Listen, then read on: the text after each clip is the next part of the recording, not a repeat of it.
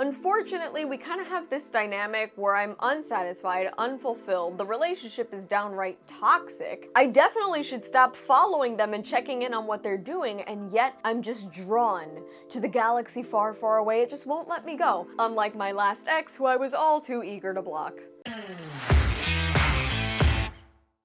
Hi y'all, SnarkyJay cosplay here. Like a toxic ex that I just can't seem to get rid of, Star Wars has been in my life for entirely too long. I got into it when I was 12 years old, and now, almost 12 years later, it's still a huge part of my life, despite the huge series of disappointments that have been bestowed upon us by Disney. Unfortunately, as angry as I can get about Star Wars, as much as I want to stop ranting about Star Wars, there's just too much there for me to ever let it go.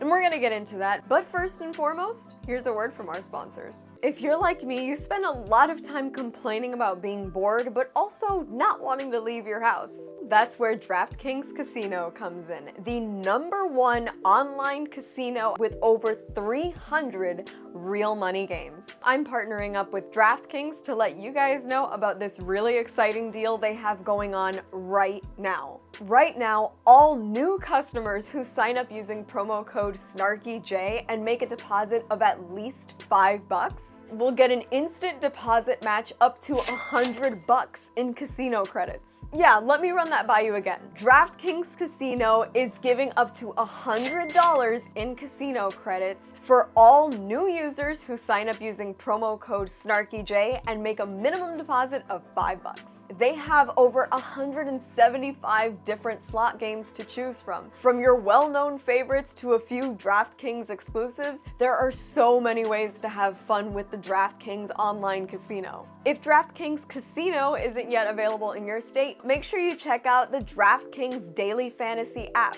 where you can win big prizes all season long. Most importantly, DraftKings is safe, secure, and reliable. Head to the DraftKings Casino app right now, sign up using promo code SnarkyJ, that's Snarky and the letter J, make a deposit of at least $5, and DraftKings will match that deposit dollar for dollar up to $100 in casino credits. So make sure you use promo code SnarkyJ and sign up for America's #1 online casino app today.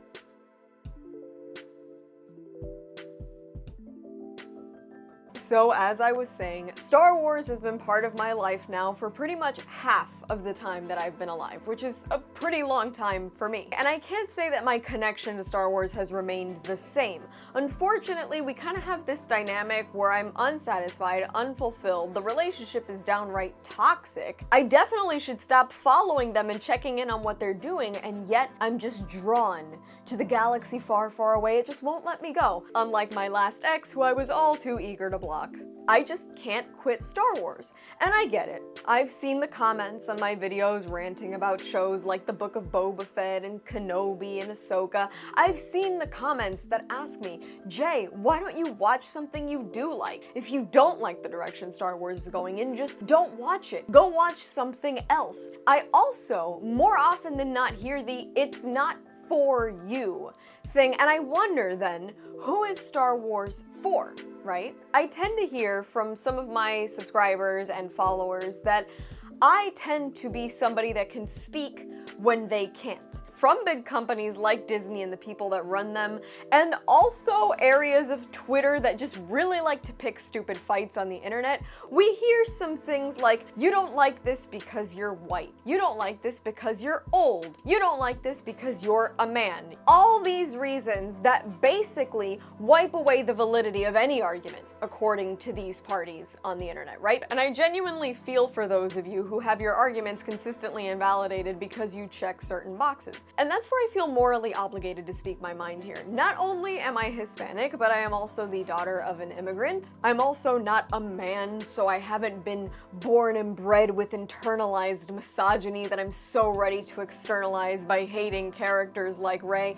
No, my criticisms are valid because I'm a woman and I just don't like cheap writing. And on top of that, you can't get much more with the times than by being 23 years old, right? So I'm a female, Hispanic, and I'm under age 25, so if Star Wars is not for me, then who is it for?